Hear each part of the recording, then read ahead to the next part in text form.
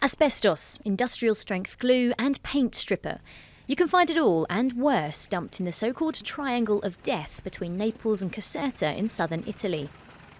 Là vedete tutto combusto. Right there, everything's been burnt. There's even asbestos. Environmental agencies say millions of tonnes of toxic rubbish have been burnt or buried in fields growing crops for decades by the MAFIA, which took over the toxic waste disposal business some 30 years ago. In this area, also dubbed the land of fires, the cancer rate has risen 40% in women and 47% in men. It's not just that the number of tumours has gone up, but also the number of allergies, deformities as well.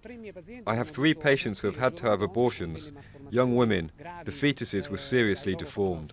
Back in 1997, a local mafia informant from the Casalesi clan even confessed to Parliament that they'd secretly dumped waste in fields, wells and lakes.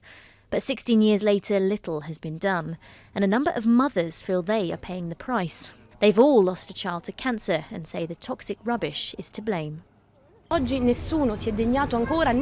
one has the courage to tell us, with the facts in hand, we have killed your children. We assume responsibility and are ready to intervene to save tomorrow's children, those who still breathe this poison and eat this crap. Cavano's priest, Maurizio Patriacello, has been a strong support for women like Tina, and his frustrations are clear to see. We do not expect anything good of the Camorra. On the contrary, we live in a state which has a duty to protect its citizens, and it has failed to do so. Over the past few weeks, dozens of polluted fields have been seized from farmers, some of whom had no idea they had been growing crops on top of toxic waste. Growing media attention to the garbage crisis has also seen police intervene, reducing the number of rubbish piles set on fire.